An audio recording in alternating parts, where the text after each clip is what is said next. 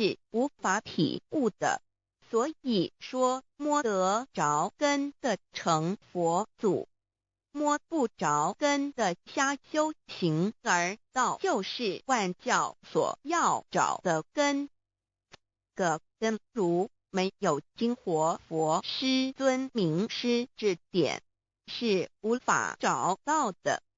可见求道的重要。经典印证亦无有正法掩藏，涅盘妙心，实相无相，为妙法门，不立文字，教外别传。二佛在灵山莫远求，灵山只在汝心头。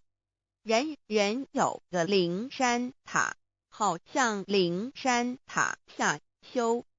正法密传世尊